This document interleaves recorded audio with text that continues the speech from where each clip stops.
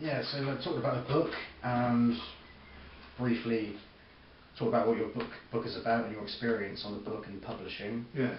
There is an interview with you which was recorded a few years ago, which you can. There's a link here. Yes. There's a link there. We work out to do it. Or is it there? It might be up there, it might be down there. We'll start with. We'll just go along as it goes. So, like, first of all, with the concept art. So you came up with the idea. There's the book cover. Dan had the concept, and Dramamask Publishers executed Dan's concept in the best way possible. Brilliantly. Yeah. So Dan was happy with that. You were happy with that? that. Yes. So yeah. So obviously there's an arrangement. So even down to the layout as well.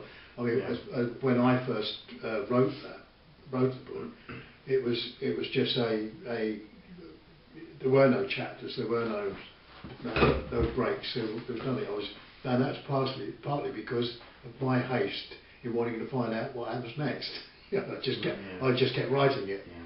And you don't want to bother yourself with the. Well, no, that's right. Because the break in the chapters was even not my idea. That was something. As you know, we had a sort of an editor look at it, who although it was nothing to do with Dramamask, he was unaware of what was going on, and there was this. We had the good fortune, really. That was a chap from the BBC. Yes, yeah. Danny Baker. No, what was his name? Danny Cash or something. Anyway, it doesn't matter. But he actually was the one who suggested that you need to take a breath, so you better have chapters. Yeah. Because it just rolled along so fast. Right. Going back to the concept art, can you remember having a clear idea in your head what the book cover was going to look like? No. Well, again, this was in discussion, us discussing it. It wasn't until those discussions started. As I say, bear in mind, I'd just put this in a box and forgotten all about it until you got your hands on it. Now, it wasn't until you and I were talking about that then I began to get some idea of what I'd like it to look so like. This is 2011? Yes. When we were going through the process of getting the book ready for print. Yes. So obviously, like you said, you'd written the book 11 years before. Yes. And I can remember, I mean, my memory is not so good these days, I'll cut that out. But I can remember his 44th birthday this year. I can remember we used a relatively cheap camera, and actually it was in this room. That's right. And That's right. You took the picture. I was the model. You're the model, yeah. I'm the silhouette on the. I think I got the same haircut as well. I've had a different style since then over the last 5 years. But but you had the idea before we took the picture. You had the idea in your head. Yeah. Well, I would like this a silhouette. Sort of. Actually, it wasn't atmospheric background. Yes. It wasn't actually that. Wasn't the image in my rough. If you remember, it was. Do you remember what I once? Well, you remember. You can cut this bit out. You remember originally it was Danny's boy, wasn't it? That's right, yes. And so I'd done a sketch in silhouette of a man and a child. Danny with the boy. Yeah. So that was what that was. But now that's now in your head now. Oh right, that, black and white. That involved.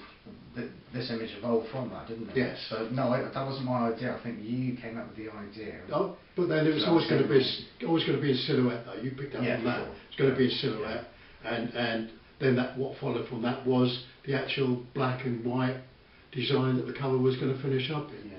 Which I think that even now, in hindsight, it was a good move. That I like that. I'll pick up that picture here and just see because this picture here is the promotional. That is pretty much that's the accompanying artwork, isn't it? Yeah, that was for the promotional for book signings. Book signings, yeah.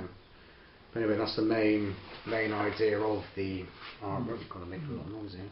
It's your concept, and it was taken through many stages to get to the final image, which Dan visualised from the start. So Dramamask Publishers created the image through Dan's instruction, basically, and I think everybody was happy with the final outcome. Well, I certainly was. And the fonts, of course, which is pretty much self-explanatory. I think it's proven to be an eye-catching cover anyway.